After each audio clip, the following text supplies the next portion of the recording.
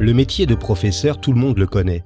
Notre propre parcours d'enfant, puis celui de nos enfants sont jalonnés de profs, tels des repères dans le temps, mais aussi des repères dans l'accès aux multiples savoirs dont ils sont les garants. Le professeur exerce un métier qu'il a choisi, il l'exerce avec rigueur et compétence, mais avant de se fondre dans l'entité enseignement, les profs sont des femmes et des hommes formidables, des bâtisseurs aux multiples facettes. Je suis Christophe Salomé, professeur des écoles depuis une trentaine d'années, et depuis 15 ans, je me promène d'école en école en tant que maître remplaçant. Je découvre régulièrement des personnes qui ont des choses à raconter, des personnes qui font, des personnes qui ne sont pas juste des enseignants, des profs, etc. Dans ce podcast, je leur donne la parole. Qu'est-ce qui leur a donné le désir d'enseigner? Quelles sont leurs valeurs, leurs passions, leurs attentes? Qu'ont-ils envie de partager? Prof, etc. Christophe Auclair est professeur certifié de mathématiques depuis 1995. Il habite dans l'Yonne, pas très loin de Sens, où il enseigne dans le plus gros collège REP de l'Académie de Dijon. Christophe est né en Saône-et-Loire, à Charolles, au milieu des vaches, et à l'âge de 6 ans, ses seules préoccupations étaient de jouer dehors avec ses 3 frères, faire du vélo et manger des tartines à la confiture de fraises de sa maman. Christophe résume assez bien son métier en le définissant comme un va-et-vient permanent entre les espoirs et les désillusions, entre les réussites et les échecs, entre les joies et les colères. Son côté etc., c'est la création d'applications et de logiciels entièrement gratuits qu'il partage sur son site multimath.net. Et autant vous le dire tout de suite, vous y trouverez une mine d'or pour les élèves du cycle 2 jusqu'à la classe de seconde. Je mettrai le lien vers le site en description de cet épisode, bien sûr. Et cerise sur le gâteau, la plupart des applications fonctionnent sur toutes les plateformes, iOS, Android, Tabwin, Windows et macOS. Christophe Auclair, bonjour. Bonjour. J'ai lu dans votre bio que vous adoriez lire des polars et c'est un plaisir que nous partageons. Est-ce que vous avez un conseil de lecture à me donner? Alors en ce moment, je suis en train de lire le dernier Franck Tilliez que j'aime beaucoup et c'est relativement sympa, même si ça reste toujours un petit peu sanglant. Moi, j'adore à chaque fois les histoires et les personnages. Donc je recommande. Et c'est quoi le titre du dernier? Il était 2 fois. D'accord. Très bien, j'ai pris note et ce sera ma prochaine lecture. Quel regard portez-vous sur votre enfance, Christophe? Alors une impression de grosse chance d'avoir eu une enfance sans problème, sans souci de quelque sorte que ce soit, très détaché finalement de ce qui pouvait se passer dans le monde extérieur. Voilà, j'étais dans un petit village à la campagne et on faisait notre vie avec mes 3 frères et très très détaché de ce qui pouvait se passer autour. En fait, on était plus préoccupés de la météo pour savoir si on allait pouvoir aller faire une cabane dans les bois plutôt que d'autres choses peut-être un peu plus graves mais qui nous concernaient pas du tout. Donc une espèce de flottement et d'amusement permanent. En fait, une enfance finalement qu'on pourrait qualifier d'heureuse. Prof, etc. Alors, malgré cette bulle que vous décrivez qui fait envie, j'imagine que vous alliez à l'école quand même. À ce sujet, quel est votre meilleur souvenir d'écolier? Mon meilleur souvenir d'écolier, il est pas à l'école, c'est quand avec un de mes copains de classe en 4e, on a défié le prof de maths au tennis parce que voilà, on savait qu'il jouait au tennis et comme nous dans mon petit village, on avait un espèce de bout de champ qui faisait office de terrain de tennis et qu'on jouait là-dessus. On s'était dit qu'on allait lui mettre une pilée au tennis et on a fait un double contre le professeur de maths et de SVT et évidemment on s'est pris une raclée phénoménale. Mais je pense voilà, je voulais faire prof depuis déjà un moment, mais je voulais faire prof de 5e en fait, et je crois que ça a basculé à partir de ce moment-là, et puis après voilà ces échanges avec le prof de maths, et que du coup après, j'ai un petit peu changé de direction dans la matière. Par la suite, vous avez été quel genre d'adolescent?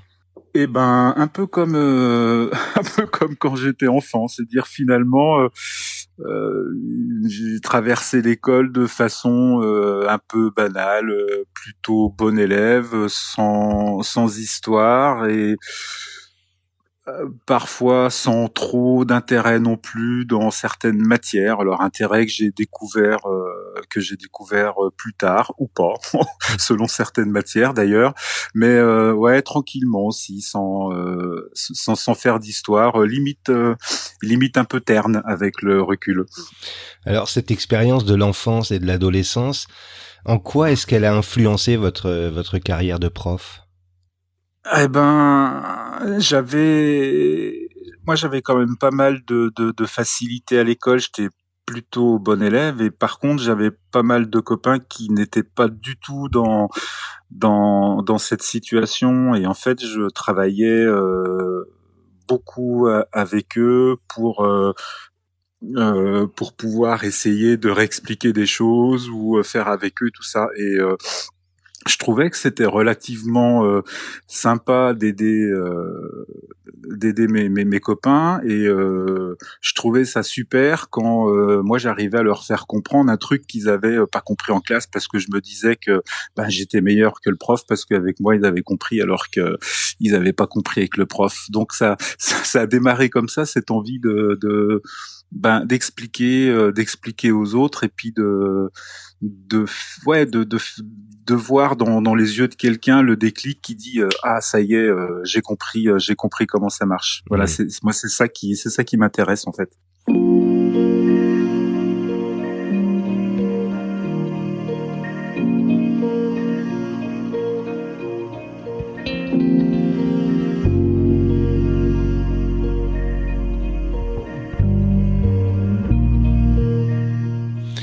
Alors, je le disais, vous enseignez les mathématiques. Est-ce que c'est vous qui êtes venu aux mathématiques ou est-ce que ce sont les mathématiques qui sont venues à vous? Ah ben, comme je disais tout à l'heure, c'est plutôt les mathématiques qui sont plus imposées à moi au départ. Voilà, moi je lis beaucoup, le français m'intéressait vachement et j'étais plutôt parti pour faire prof de français. Hein. C'est quelque chose aussi loin que je me rappelle. En cinquième, je voulais déjà faire ça. Et puis comme j'étais bon élève, et puis que voilà, maintenant je suis relativement vieux, donc j'étais lycéen à une époque où quand on était bon élève, on vous disait tu vas en S et puis tu te tais. Donc bah je me suis retrouvé à faire un bac C à l'époque, et puis voilà, quand j'ai fait mon bac C. La voie tracée après, c'était le Degas, la fac de sciences, et puis du coup j'ai embrayé sur prof de maths. Avez-vous un souvenir précis du premier outil numérique que vous avez été amené à utiliser professionnellement? Oui, alors c'est un super vieux truc qui fonctionnait sous MS-DOS et qui s'appelait Lilymath. C'était un logiciel qui était développé par des profs de maths de l'Académie de Lille, qui avait l'interface la plus épouvantable que j'ai jamais vue, mais qui, d'un point de vue pédagogique, était monstrueusement intéressant. Mmh. Et en fait, ça a été moi un espèce de point de départ en disant voilà, c'est des choses comme ça qui sont intéressantes, c'est des choses comme ça qu'il faut faire, mais faut faire quelque chose pour les interfaces parce que c'est pas possible de présenter des trucs pareils aux élèves. Mmh. Mais en même temps voilà, c'était il y a plus de 20 ans et on travaillait avec les moyens du bord à l'époque. Évidemment, les logiciels pour développer étaient pas les mêmes que maintenant. Mmh. Alors, votre site regroupe des applications destinées également au premier degré, y compris au cycle 2. Comment avez-vous été amené à sortir du champ second degré? Vous qui enseignez en collège, est-ce que vous avez collaboré avec des enseignants du premier degré? Alors, au départ, c'est parti d'une des professeurs des écoles de mon fils qui avait reçu un tableau numérique dans le cadre de, je sais plus comment ça s'appelait, le plan numérique rural ou un truc comme Mmh. ça. Bref, elle avait été dotée de matériel. mais voilà, juste de matériel. Donc elle avait son TBI, mais elle avait rien pour, elle avait pas d'application, de logiciel spécifique pour utiliser avec. Et donc on avait travaillé ensemble et j'avais fait 2-3 trucs en mathématiques sur la numération et tout ça. Donc c'est des outils qu'on peut retrouver sur le site, mais ouais, comme c'est le nouveau site, je sais pas si j'ai tout remis à jour, je sais pas si ça y est encore. Donc ça avait commencé comme ça. Et puis après, moi dans mon travail, là, comme je travaille dans le plus gros établissement REP de l'Académie de Dijon, j'ai eu il y a quelques années le poste de coordonnateur du réseau d'éducation prioritaire. Donc, avec cette mission, je suis aussi amené à travailler régulièrement avec les enseignants du premier degré qui nous envoient des élèves par la suite. Donc, ça a permis d'aboutir à la réalisation de certaines applications, notamment pendant le confinement, une application qui était même pas une application de maths, qui était une application de français. Voilà. Justement. Puis la troisième raison, c'est aussi que moi j'aime bien avoir des sixièmes en collège. Les sixièmes, c'est la fin du cycle 3, et quand on fait des applications sur les tables de multiplication ou des choses comme ça, c'est des trucs qui peuvent être utilisés très tôt par les élèves. Donc il suffit de s'arranger dans les configurations des exercices pour que des plus petits puissent commencer à utiliser et à s'entraîner sur ces applications-là. C'est pas très difficile finalement d'étendre le champ d'application de ces exerciceurs. Oui, vous parliez justement de l'application Multimo, je crois, celle qui propose des exercices sur les homophones grammaticaux. Est-ce que c'est quelque chose que vous allez poursuivre, le développement d'applications non mathématiques, on va dire?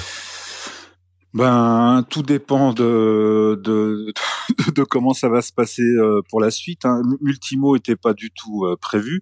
Je l'ai faite pendant le confinement parce que pour l'accord d'OREP, j'ai des heures qui me sont attribuées, donc des heures de décharge pour aller justement dans les classes, monter des projets et tout ça. Et pendant le confinement, c'était évidemment pas possible que je me déplace, et puis je pouvais pas travailler avec les instits parce que tout le monde avait le nez dans le guidon et tout le monde avait bien autre chose à faire que des liaisons CM2 6e ou des choses comme ça.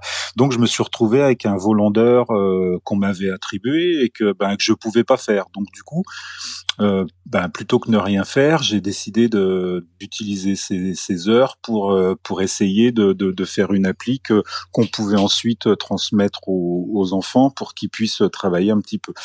Et j'avais une collègue de français qui me tannait depuis un moment pour qu'on puisse faire une application en français. Elle avait plusieurs idées, on a choisi celle-là, puis après on a travaillé avec de façon collaborative. J'ai lancé une invite sur Twitter pour qu'on puisse m'aider à faire des phrases type avec les homophones là. On a mis un document partagé et puis en quelques jours, j'ai eu plus de 5000 phrases toutes bien triées, classées par homophone, que moi j'ai pu intégrer après dans l'application. Donc ça a été un travail vraiment à plusieurs. Et là, pour une fois, moi j'ai fait quasiment uniquement que du développement et pas forcément réfléchir sur le côté pédagogique de la chose, ce qui a été fait par d'autres que moi. Et finalement, c'est aussi appréciable de se répartir le boulot parce que elle a été faite relativement vite, cette appli, par rapport au temps que je peux mettre moi quand je travaille tout seul.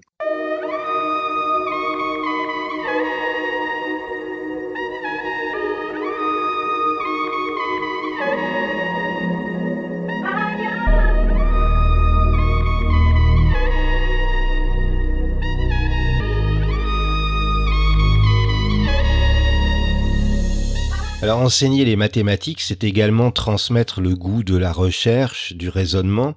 Est-ce que c'est quelque chose que vous essayez d'intégrer systématiquement lorsque vous élaborez une application numérique et lorsque vous enseignez tout simplement ? Alors oui, au maximum, parce que l'activité mathématique, en vrai, elle est là, hein. C'est chercher, tester, essayer de raisonner, établir des trucs. C'est pas juste poser des opérations, parce que sinon ça ferait longtemps que j'aurais changé de métier. Et donc en classe, bien sûr qu'on essaye de faire ça au maximum. Dans les applications, j'essaye aussi. C'est plus difficile. Parce que permettre de tester, d'explorer des pistes, en question développement, c'est quand même sacrément plus dur à faire qu'un simple exerciceur. Mais j'essayais dans certaines applis de proposer des démonstrations guidées pour établir des résultats, d'avoir des problèmes un peu plus ouverts, un peu plus approfondis, sur lesquels on peut se casser les dents à partir de simulations ou à partir de situations concrètes. Donc j'essaye. C'est pas facile, parce que c'est très long à faire, et de façon surprenante, c'est pas forcément la chose qu'on me réclame le plus. En fait, moi, on me réclame vraiment des exerciceurs finalement plutôt basiques, qui permettent de s'entraîner sur les notions. Alors, En fait, on s'appelle... Ouais, pardon. Oui, pardon. Non, je voulais faire une blague. J'allais vous dire, et la proportionnalité, alors, quand est-ce qu'elle sort, l'application? alors, je sais pas. Là, voilà, ça devient compliqué niveau temps. Bon, on en parlera peut-être tout à l'heure. Ouais. Je sais pas quand la proportionnalité elle va sortir, mais voilà, on me le demande toujours. Ouais. Non, pour comprendre la blague, j'invite les auditeurs à aller sur le site et à consulter la foire aux questions, et vous comprendrez pourquoi ça nous a fait rigoler. Pour nous faire saliver un peu, quels sont les prochains registres dans lesquels vos prochaines applications vont proposer des activités aux élèves? Alors, encore une fois, tout dépend de comment la situation évolue. En fait, là, j'ai plus d'heures pour faire des applis, puisque l'Académie de Dijon a abandonné le projet, en fait. Donc, théoriquement, il ne se passe plus rien, parce que faute de crédit, apparemment, on n'a pas reconduit la mission. Donc j'ai plus d'heures du tout, et donc je peux continuer comme ça tout seul. Moi j'ai commencé tout seul, je pourrais continuer tout seul. Le problème c'est que le développement sur tablette c'est hyper long. Enfin en tout cas pour moi c'est hyper long, parce que voilà, c'est pas mon métier, j'y passe beaucoup de temps, et en plus d'un temps complet, s'il faut que je développe les applis, ça veut dire que je fais 1 heure par-ci par-là de temps en temps quand j'ai un moment de libre, et c'est carrément pas efficace, parce que le temps qu'on se replonge dans le code, qu'on essaye de retrouver où on était la dernière fois, en général l'heure elle est quasiment finie. Donc ça n'avance pas.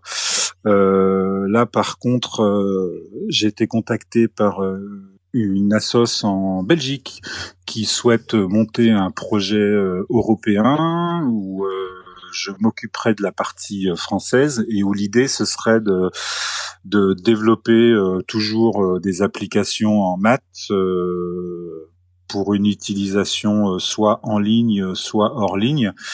Et j'ai déjà été contacté par plusieurs éditeurs, mais à chaque fois on me proposait de travailler en plus de mon temps plein, et puis pour développer des trucs qui seraient refacturés après à l'éducation nationale, ou qui seraient payants pour les élèves. Et moi le truc c'est que pour bosser en REP avec des enfants qui n'ont pas une thune, je refuse qu'en plus ils soient obligés de payer des applications pour pouvoir travailler, s'entraîner comme les autres. Donc moi l'idée c'est que ça doit être gratuit. Et cette association belge, elle propose de me rémunérer à travers un projet européen, mais sous forme d'une décharge, donc de me donner du temps pour que moi je puisse continuer à développer des applications. Le deal, elles seront gratuites et open source. Donc moi je suis parti pour ce projet-là, parce que ça me plaît. Après c'est un projet européen, il y a plein de trucs à monter, tout ça, et je sais pas du tout si ça va aboutir ou pas pour la rentrée prochaine. Et là, on serait sur des applis qui ressembleraient à ce que j'ai pu faire jusqu'à maintenant, mais en accentuant un petit peu le côté ludique, plus sous forme de petits jeux, donc peut-être plus dans le genre de défi table où on joue à deux, des choses comme ça, et avec un module qui sera peut-être développé pas l'année prochaine, mais après, si ça se fait, et qui permettra à l'enseignant de récupérer les scores des élèves et puis d'envoyer aux élèves des exercices à faire déjà préparamétrés, en fait. En remédiation. Donc, voilà, par exemple, voilà, le professeur récupère des résultats, voit ce que l'élève a fait et peut le rediriger vers des exercices particuliers que lui n'aurait pas pu faire, n'aurait pas forcément fait comme ça de prime abord. Donc ça c'est à l'étude, mais je ne sais pas. Sinon là moi je travaille toujours depuis un bon moment sur une application qu'on m'a beaucoup demandé aussi qui concerne les fractions, donc la simplification de fractions et puis tout ce qui est opération avec les fractions et tout ça pareil en exerciceur. Donc c'est le gros problème en fait avec les mathématiques maintenant, hein. On a de moins en moins de temps à y consacrer. Les élèves y consacrent eux-mêmes de moins en moins de temps à l'extérieur de la classe. Donc tout ce qui est de l'ordre du procédural et puis de l'entraînement, on le fait beaucoup moins qu'avant. Donc ça veut dire qu'à un moment donné, les connaissances, si on les applique pas, si on les répète pas, elles s'ancrent pas et puis on oublie tout. Donc il faut absolument qu'on puisse s'entraîner et les exerciceurs, ils sont là pour ça. En gros, on va se dire que c'est juste peut-être un peu moins pénible de réviser les tables sur sa tablette ou sur son téléphone plutôt que sur une feuille de papier. On fait le même travail, hein. C'est pas, il y a strictement rien d'extraordinaire. C'est juste qu'en essayant de varier les supports et puis en proposant à l'élève quelque chose qui lui va lui sembler plus ludique ou plus joli à voir qu'une feuille de papier avec des exercices dessus, qui va peut-être se plonger un peu plus dans l'entraînement et qui va pouvoir pratiquer et puis que les connaissances vont s'ancrer, hein. C'est notre gros problème en mathématiques.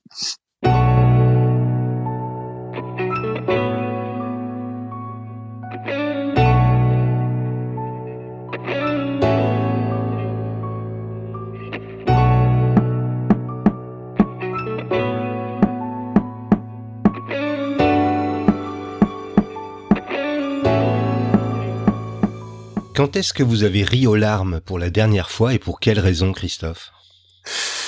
Quand est-ce que j'ai ri aux larmes pour la dernière fois ? Alors ça, c'est une bonne question. Je crois que c'était une réflexion d'un élève en début d'année. Qu'est-ce qu'il m'a dit ? J'ai un élève qui est très vif à l'oral, qui participe beaucoup, mais qui a un sérieux problème de vocabulaire et qui mélange tout le temps les mots. Donc c'est lui qui m'a déjà parlé de triangle équatorial ou des trucs comme ça, et il m'en a fait une comme ça en début d'année où j'étais mort de rire, mais voilà, j'aurais dû les noter à chaque fois, je l'ai pas fait, c'est une erreur, mais parce que j'en ai régulièrement des comme ça. Le triangle équatorial, déjà, ça vaut son pesant d'or. Ouais, celle-là, elle est pas mal, mais c'est pas celle-là. Il a fait pire, mais bon, peut-être ça me reviendra. Pouvez-vous me citer un moment préféré de votre journée, qu'il soit professionnel ou plus personnel ? Alors moi, mes moments préférés dans la journée au collège, je sais pas si c'est si c'est de bon ton de le dire, mais en général, c'est plutôt en récré quand on se retrouve avec les collègues à la clope. Alors même ceux qui fument pas, mais c'est juste pour aller prendre l'air dehors et puis de papoter, puis d'évacuer un peu la pression ou de parler un peu des gamins qu'on a eu avant, qu'on va voir après, ou de parler carrément d'autres choses aussi. Et voilà, enfin moi j'ai la chance de travailler en REP dans la mesure où en général dans ces établissements-là les équipes sont sont plutôt soudés parce qu'on n'a pas trop le choix et qu'il faut bien. Et donc du coup, voilà, au fur et à mesure des années, j'ai des collègues qui sont devenus de véritables amis et qu'on a toujours, on a toujours plaisir à se retrouver, même si c'est 5-10 minutes à une récréation pour papoter et refaire le monde. Prof, etc. Quelle valeur a aujourd'hui le plus de sens pour vous? C'est compliqué aussi ça comme question. Quelle valeur a le plus de sens? Je sais pas. Moi, mon truc, c'est vraiment d'aider les autres à réussir et à exprimer leur potentiel. Alors, je sais pas comment ça s'appelle en un seul mot, ce truc-là, mais voilà, l'entraide ou je sais pas. Voilà, aider les autres à réussir quand on peut, ou alors aider les autres à faire du mieux qu'ils peuvent faire. Voilà. Quel mot, selon vous, compléterait le mieux le mot enseigner? Fallait me prévenir que ça allait être si difficile que ça comme interview. Alors, quel mot va compléter enseigner? Eh ben, je veux dire le même, je veux dire aider.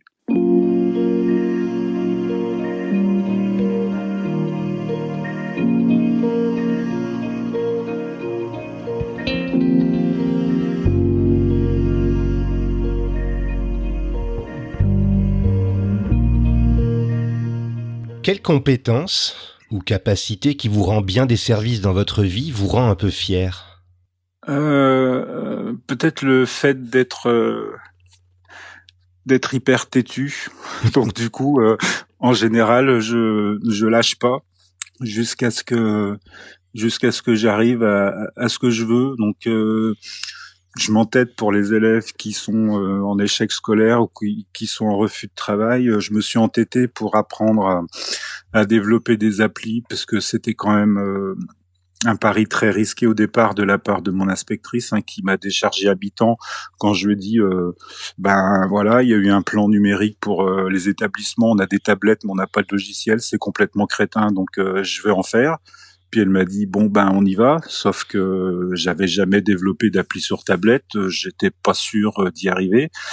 Et je vous cache pas que ça a été compliqué au départ, mais voilà, j'ai pas lâché le morceau parce que je me disais il faut faire quelque chose.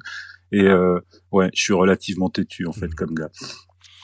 Si vous pouviez vous mettre dans la peau de quelqu'un d'autre, vivant ou mort, pour une journée, vous choisiriez qui? Je me mettrais dans la peau d'un musicien, je crois. Parce que autant j'aime bien rien laisser tomber, autant j'essaye de jouer de la basse depuis de nombreuses années et voilà, j'ai beau m'acharner, ça fait pas tout à fait pareil. Alors je crois que je me mettrais dans la peau de Marcus Miller, voilà, qui est un bassiste de génie, parce que je me dis que du coup au moins un jour je jouerai aussi bien que lui, même si ça dure que 24 heures effectivement. Pour rester dans la musique, comment définissez-vous le succès?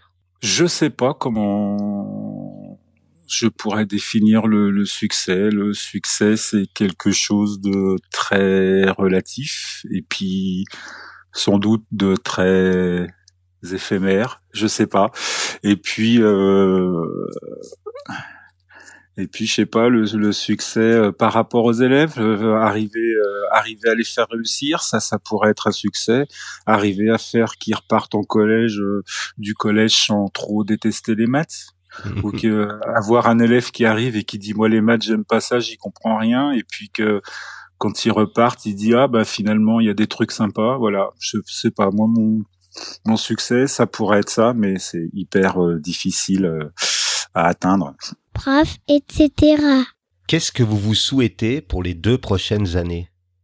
Je crois que en tant qu'enseignant, je pense que la première chose que je pourrais nous souhaiter, c'est qu'on nous foute un petit peu la paix et puis qu'on nous laisse travailler un peu tranquillement, sans enquiller des réformes et des changements tous les 6 mois, qu'on nous laisse le temps d'évaluer ce qu'on fait avec nos élèves, de voir ce qui marche pas, ce qu'on garde pas, et qu'on nous fasse pas changer sans concertation régulièrement, qu'on nous mette pas la pression, ou qu'on mette pas la pression aux élèves avec les enquêtes Teams machin et tout ça, où on est sans arrêt évalué, comparé, et que finalement on a pas mal de choses qui perdent du sens. Donc voilà, moi j'aimerais bien qu'on puisse retravailler un petit peu plus sereinement, dans de bonnes conditions. C'est vrai que plus ça va,